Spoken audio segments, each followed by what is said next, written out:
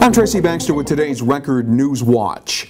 3 of the 4 Newburgh men who were convicted of planning acts of terrorism were sentenced to 25 years in prison today in U.S. District Court in Manhattan.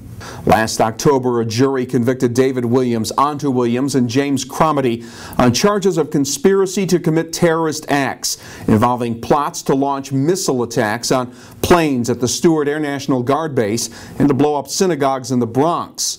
Stink busting! It's disgusting! This morning, family and friends of the men held a rally and protest march to the federal courthouse. They say the FBI set up the men and manipulated the case against them. Sentencing for the 4th Newburgh man, Laguerre Payan, has been delayed pending the results of a psychiatric exam.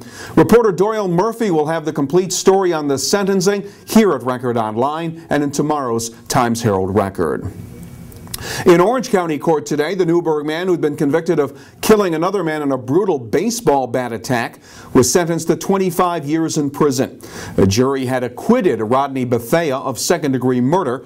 The jurors did return a guilty verdict for first-degree manslaughter.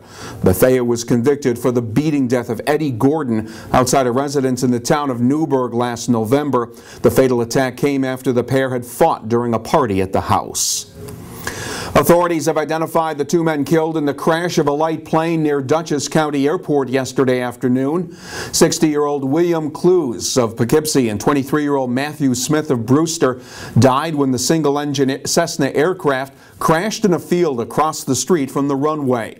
The National Transportation Safety Board will investigate to determine the cause of the crash. There were reports that the pilot, believed to be Clues, was practicing touch-and-go landings when the plane went down. Administrators and coaches at Newburgh Free Academy may soon face disciplinary action for allowing star basketball players to routinely cut classes and still play games during a state championship season. During a meeting last night, members of the Newburgh School Board said there were systematic failures in the attendance policies at NFA. District's attorney David Shaw says the school district's investigation revealed a lack of administrative oversight at NFA. Port Jervis Planning Board has given the green light to Rite Aid to place a temporary trailer near the now closed downtown strip mall as a way for them to serve their pharmacy customers. Rite Aid was one of the stores in the mall forced to close when heavy rain last week created severe water problems inside the building. City officials say the mall is now in a dangerous condition. It could take up to 3 weeks for Rite Aid to put the trailer in place. In the meantime, company's been making prescription deliveries from one of their Middletown stores to their Port Jervis customers. In Kingston, city police are on the lookout for the man who used pepper spray during a Broadway store robbery. Police say the suspect walked into Kingston Quality Gold and Silver and ran out with a bag full of money after spraying the store owner in the eyes with pepper spray. No word on exactly how much money was taken. Town of Newburgh police say they were taking more than their salaries from the convenience store where they worked. 2 employees of the Mobil Mart on Route 9W, 23-year-old Sonam Sherpa and 55-year-old Simmerit, have been charged with grand larceny, scheme to defraud, and falsifying business records for stealing more than $12,000 over a 2-week period. The police believe the thefts could date back to the beginning of the year and that the total amount of money stolen could go well above that $12,000 mark. What's coming up in this week's edition of 845 Scene here at Record Online? Times-Herald Record Arts and Entertainment editor Timothy Malcolm joins us now with a sneak peek. Thank you, Tracy.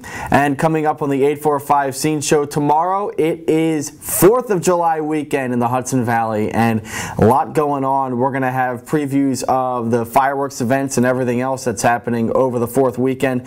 We'll also preview the Haystock Festival that's happening over in Callicoon, and we're going to look at the California Guitar Trio. They're playing at the Bearsville Theater in Woodstock. There's going to be a lot more going on. We'll have plenty more, plus news and Katy Perry even, and maybe even some Mike Tyson. You'll see when we get there. It's happening tomorrow on the 845 Scene Show with me, Timothy Malcolm, at 845scene.com. Back to you, Tracy.